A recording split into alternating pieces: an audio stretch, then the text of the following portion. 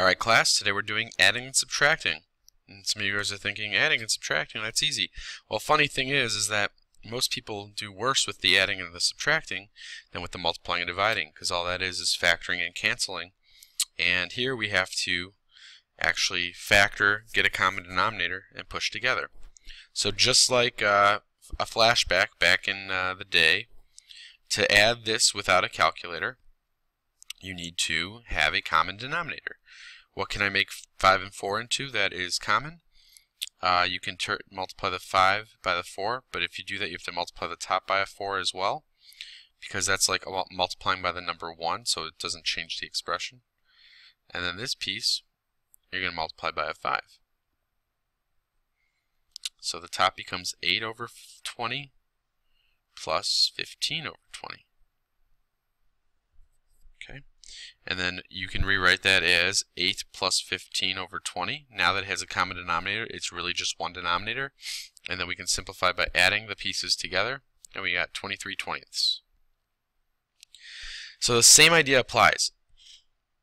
Okay?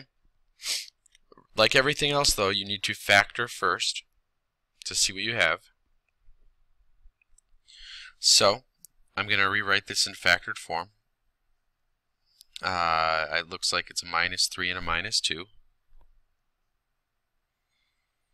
And then this one is an x plus 4 over x plus 4, x minus 3. Now, here's what I want to show you first. Before you add, notice how this fraction we can simplify to make our lives easier. Always simplify individual fractions first if you can. I'm going to just say this is a 1 over -3. Okay, so look at the two fractions. The denominators are an x minus 3 and an x minus 2, and this one has an x minus 3. In order for them to match, it also needs an x minus 2 piece. So we're going to multiply the top and the bottom by x minus 2. Okay, and then the parentheses on top kind of goes away. So now we're going to combine this into one fraction. You're not going to cancel anything. You never cancel with adding. You just add. So the top becomes 3x plus 2 plus x minus 2 over the common denominator, x minus 3, x minus 2.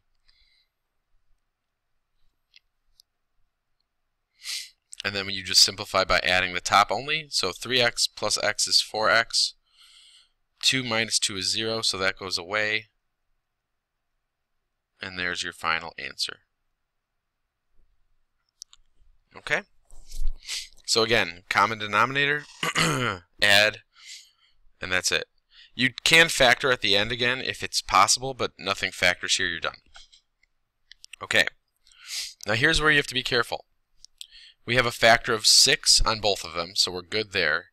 This one has an x minus 2, and this one has a factor of just x. What you do not do, you do not just minus 2 minus 2. I've seen people do that. You cannot turn this factor of x into an x minus 2. It is its own factor. Instead, you have to multiply the right one by an x minus 2. We need an x minus 2 down here and an x minus 2 up here. And then for the other one, we need an x. And this one needs to be multiplied by an x as well. So now you multiply the tops, and note here that we will have to FOIL that piece. So you get 7x minus parentheses. I'm doing that because there's a minus sign only. X squared plus 3 minus 2 is plus x minus 6. All over my common denominator of 6x, x plus 2. Again, cannot cancel anything. We have to add things together. So we have a negative x squared. So I'm just going to say we have a negative x squared. 7x minus x is a minus 8x. Yeah, 7x. Minus another x is minus 8x, and then we have a plus 6 over 6x and x plus 2. Now that it's combined, so we did our adding, Now we can factor the top and see if anything cancels, but I'm going to pull out a negative first, and I'm left with x squared plus 8x minus 6 over 6x x plus 2. 6 is just 6 and 1 or 3 and 2, so that's it. We can't really do anything else with that. Alright, so just be careful with subtracting. On this one we have to factor. You can sometimes factor right here if you want. Well, it's kind of sloppy actually. Let's rewrite it as another statement.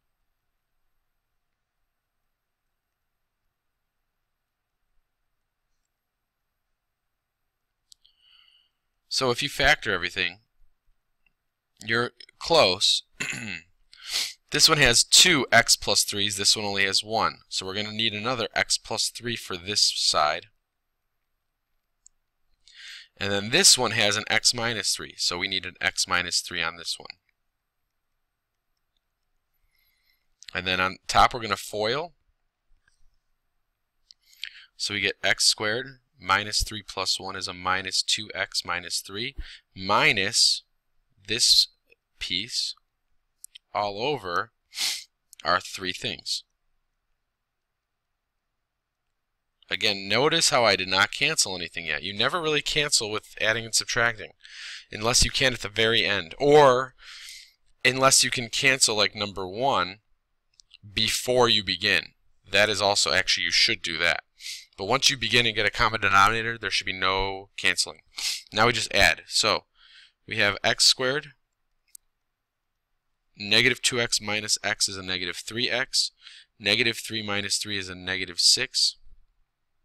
Over x plus 3. I'm going to just call this x plus 3 quantity squared. And x minus 3. Again, two numbers that multiply to 6 are 6 and 1 or 3 and 2. We can't get a negative 3 out of there, so we can't factor the top. Alright, one more time. X plus 3 over x plus 4 and x plus 2 plus 2 times x plus 2 and x minus 2. Again, you look, anything cancel right off the bat? Nope. So now we look for a common denominator. This one is missing an x minus 4, or I should say plus 4. And then this one is missing an x minus 2.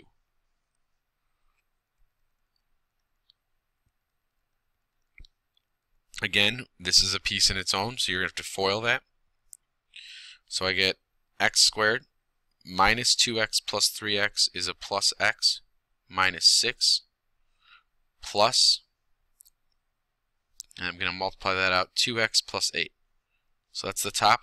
The bottom is x minus 2, x plus 4, and x plus 2. Okay? So then we have x squared plus 3x plus 2 all over x squared, or x minus 2, x plus 4, and an x plus 2. Now here, again, check to see if you can factor the top. Two numbers that multiply to 2 that add to 3 are 2 and 1, so we actually can factor this and simplify. That doesn't always happen, but this one it does.